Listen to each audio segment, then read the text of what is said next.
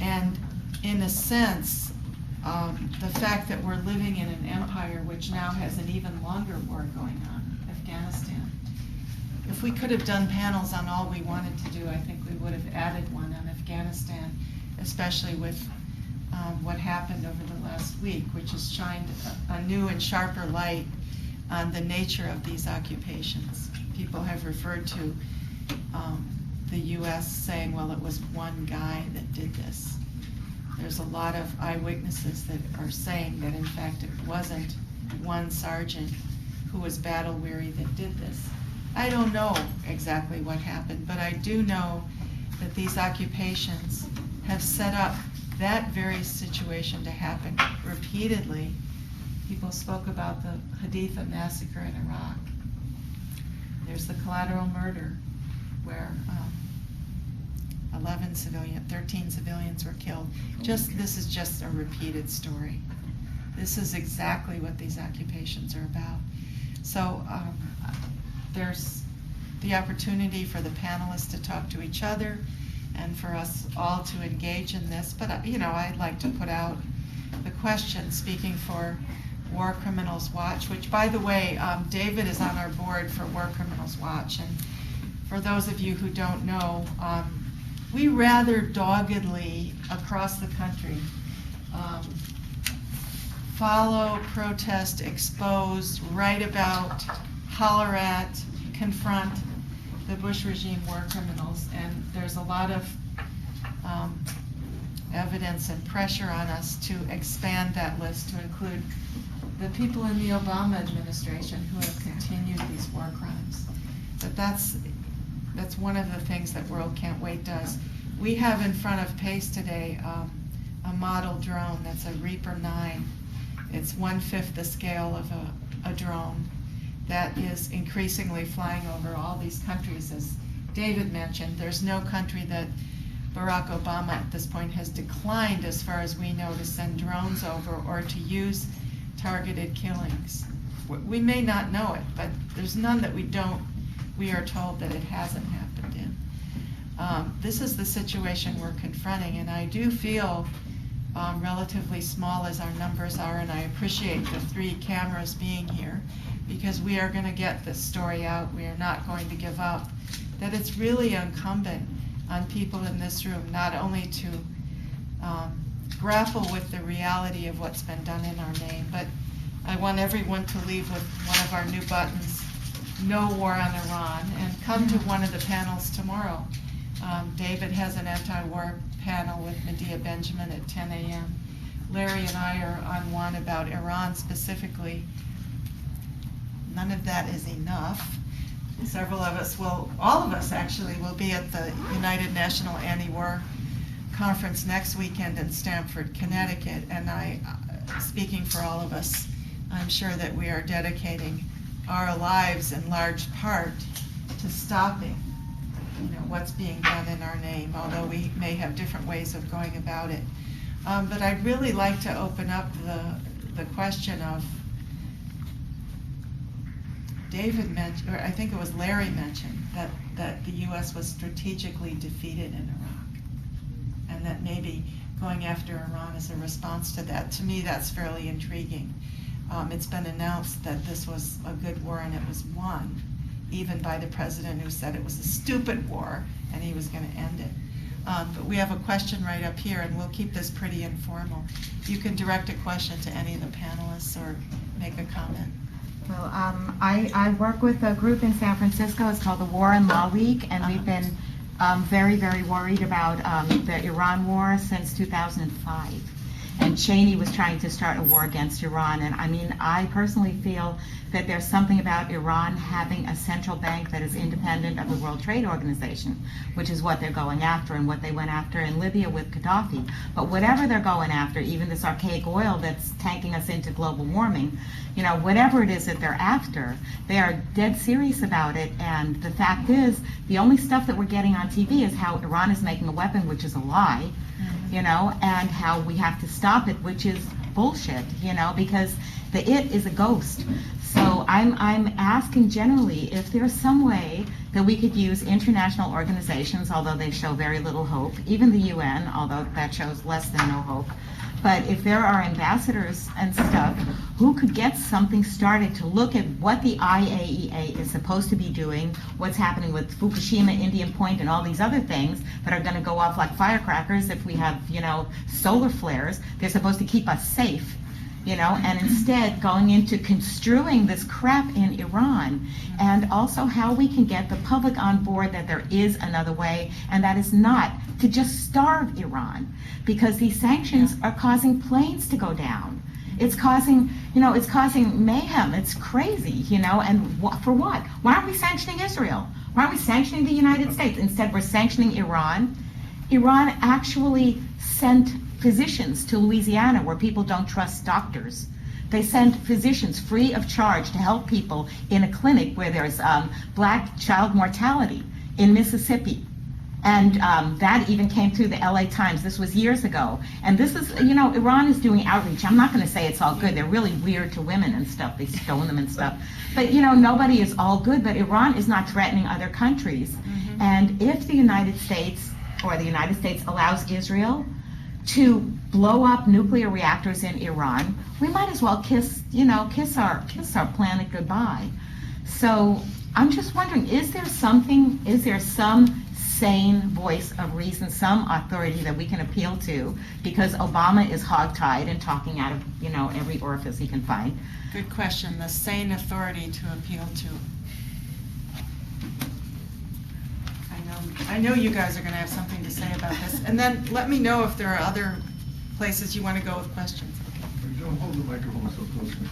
I'm sorry. Well, needless to say, we are ourselves the sane authority to appeal to. And one place where we're collecting information and counter propaganda is don'tattackiran.org, where we're also organizing campaigns to influence and mobilize and resist, and where, by the way, not this website, but this movement to not Iraq Iran has been succeeding for years now. I mean, there was a serious possibility in 06, 07 of a war on Iran. They would have gone into Iran in 2004 if Iraq had gone the way they hoped it went, right? They're not going into Iran because Iraq didn't go well for the Pentagon. I mean, Iran's been on the list, and it's taken this long because of what happened in Iraq and because of the resistance to the very similar lies. And so I think it's wonderful what War Criminals Watch is doing. I think we have to keep reminding everybody. But I think what we need right now is maybe a video that goes viral called something like "Make Obama Famous." Because we have our war criminals, and apparently young people will at least watch a video about a war criminal and get their parents to give hundreds of thousands of dollars to arresting him, at least if he's African and nowhere to be found in the country he's supposedly in and so forth. Well, if we can somehow get that kind of energy into treating these wars as the crimes they are, rather than talking about going into Iran because of the success that Iraq was, which is what you will hear now, we might get somewhere. I just wanted to reply really briefly to what Larry said, in that there are those who benefit from, at least in the short term, at least in their minds, from the threat of war, from how the threat of war allows the exploitation of other countries. But the wars themselves seem to benefit very few people. And whether we're actually better off, any of us, from that exploitation is a serious question.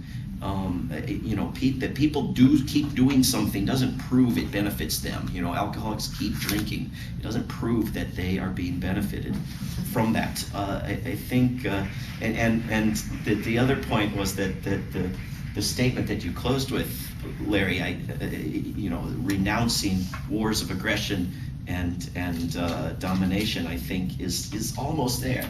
But in 1928, the rich nations of the world signed a treaty ratified by the US Senate 85-1, that renounced all war, that very intentionally renounced all war. There was that endless debate and negotiation, and they refused to renounce just wars of aggression. You know, that the idea was, you know, we put dueling behind us as a way to settle individual disputes and not just aggressive dueling. We didn't keep defensive dueling, right? If we're going to outgrow war, or if we're going to renounce war as an institution as we did slavery, we are not going to renounce wars of aggression. We're going to renounce war. So it's a friendly amendment. So. Well, that's good.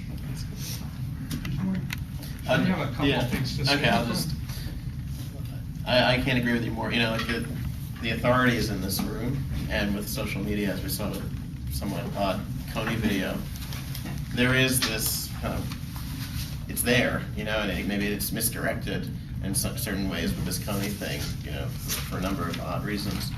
But, you know, the power of that video, no, there's a lot of things that have gone viral with a kind of positive or social conscious message. You know, maybe this movement, you know, around Iran right now, we haven't hit that that spark where you have kids in high school, which is really the power of the Coney thing was you had mainstream people like Oprah, you know, and rappers like tweeting about it, and that's what really got the ball rolling. But I don't think we're that far away from having something resonate, you know, using these social technologies. But I'd put my faith in, the people in this room, but using those types of tools because they've worked elsewhere. Well, I feel like I have to open this for the mic to work, but that isn't true. I don't. Yeah, in terms of tools, we do have this petition, which is on warisacrime.org, and really, we want to do a big voice acclamation here tomorrow at the plenary. Please take copies of this, email them, sign it, circulate them. It's a beginning. In terms of one thing, you know, the war. There are too many people that think that Obama's trying to prevent war with Iran. The meetings with Netanyahu, I'm not going to go on about this, I'm going to talk about this tomorrow, actually accelerated the danger of war.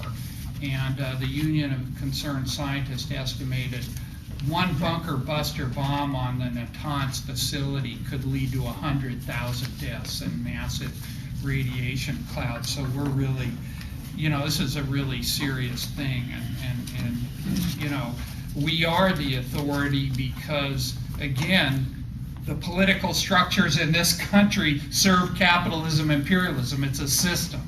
You know, no matter who's in power, no matter which party you're talking about, you know, they're serving that system. I wanted to just two quick things. My point on Iraq is that the U.S.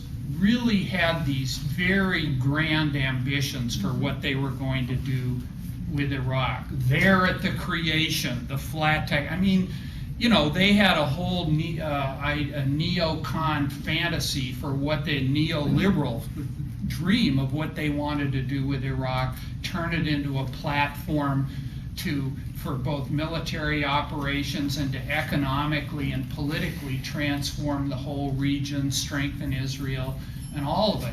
But their plans kept running aground, and even the adjustments to their plans ran into ground. I don't know if they printed up this article I wrote from Revolution on it. Anyway,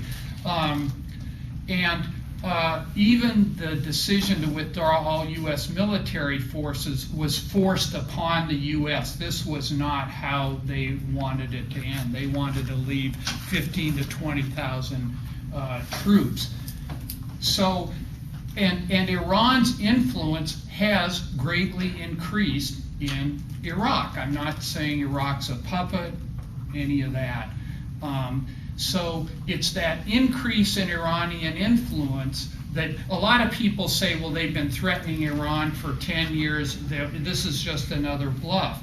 My argument is that the actual changes in the geopolitical terrain in the Middle East are part of what is driving this, including U.S. If I said strategic defeat, that probably was overstating it. But they failed to get what they wanted out of Iraq, and it's creating problems for them. And that's one of the factors driving this war on Iran now that's not the same as it was before. And listen, I appreciate your comment on the Constitution. I feel like this is just something to really, I mean, to have a debate on this kind of a thing, because if we're not fighting for solutions, what are we doing? You know, and just one of the things, you didn't go there, but I was sort of thinking about it. What's the difference between this and a declaration by the imperialist powers that they never end up keeping about war? Well, this is a whole new kind of state power where you overthrow capitalism, which is what's driving this drive for war. I mean, Lenin in 1917 was the only leader that just ended their participation in World War I and did the first WikiLeaks when they published the secret treaties, you know, so, but anyway, but this is a conversation worth having, is what I'm saying. Okay, I've got a little stack starting from the back and running to you in the hat, and then you. Yeah. Thank you. Mhm. I have quite a few things to say. I appreciate Deborah pulling everything together, and David's fury, which is energizing, and humor, and Larry's historical context, but especially the heart that Michael brings to this issue, and the personal stories of Iraqis. And I'm surprised there's no Iraqi on the panel. There are plenty of refugees in this country as well as in Syria, Jordan, and other places. So it would have been great to invite one. Well, just to clarify, we invited more than one, quite a few. You weren't- There's not many in New York, and none of them were available. I would have been happy to bring some of my friends. Okay. One thing that wasn't mentioned is the environmental degradation, which is going on forever. And another thing that wasn't mentioned is the vast number of Iraqi refugees in this country who were forced, especially people who work for the U.S. government as interpreters and other workers for the military, who were forced to, in some cases, to watch their homes be bombed, their families kidnapped and tortured and murdered, their fellow interpreters being murdered and so forth, and then wait for several years while the Immigration and Naturalization Service and State Department made them jump through absurd hoops before they could find refugee status and get free. In the case of some of my friends, it took them 4 years and the loss of family members before they were able to get out. And when they got here, they were given $800, which was to be administered by, in many cases, Lutheran Services and other so-called charitable organizations that took the money, left them at the airport, and put them in bed-bug infested and other places in cities around the country where they weren't welcome, such as Salt Lake City, Houston, and other places. So I like the idea of reparations. I think reparations will never be paid when we've murdered millions of people, and not just in the current invasion and occupation, but the previous one, and during the sanctions, which, as several of you pointed out, killed millions of Iraqis and displaced millions more. Can't really pay reparations for that, or for slavery, or genocide, or any of the other many imperialistic crimes we've committed, but I don't want to take this conversation too far away from the Iraqi people, because their suffering is ongoing. They still don't have electricity or water, or secure food supplies, or jobs, or homes. So I just don't want us to forget them. I'm saddened to see how few people came to this room, but I'm glad to see that those of you who are here are here. Their voices aren't being told, their stories aren't being told in this country. It feels like a footnote to history already. And I do wish that we could reclaim the language and not call it a war in Iraq ever again. It's never been the war in Iraq. It wasn't a war. It was and is an invasion and occupation, and although our official military aren't there, the mercenaries are still there, and they'll be there forever. So thank you. I'd like to hear us speak more about the Iraqis. We are doing the same workshop next weekend. at the United National Anti-War Committee, so we should talk afterwards. I could just spend, you.